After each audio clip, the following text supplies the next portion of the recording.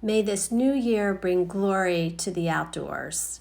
Crossings by Ravi Shanker. Between forest and field, a threshold. Like stepping from a cathedral into the street, the quality of air alters, an eclipse lifts, boundlessness opens, earth itself retextured into weeds where woods once were. Even planes of motion shift from vertical navigation to horizontal quiescence.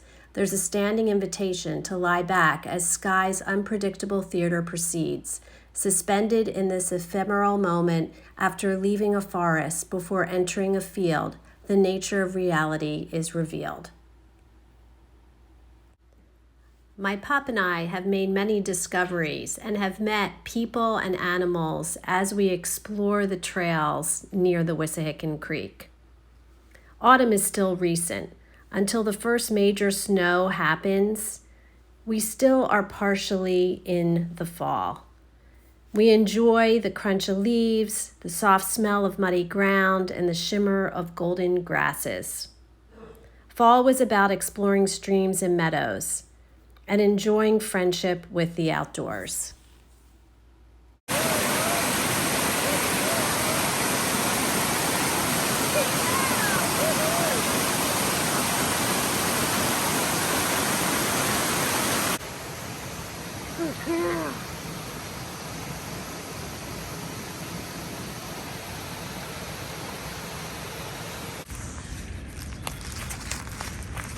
So we discovered this really cool structure. Come on in, Phoebe. Oh, look how cool this is. Oh, Phoebe, come on in, girl. Come on in. This is a perfect place to be with your dog. And I never would have found it if the leaves were on the tree.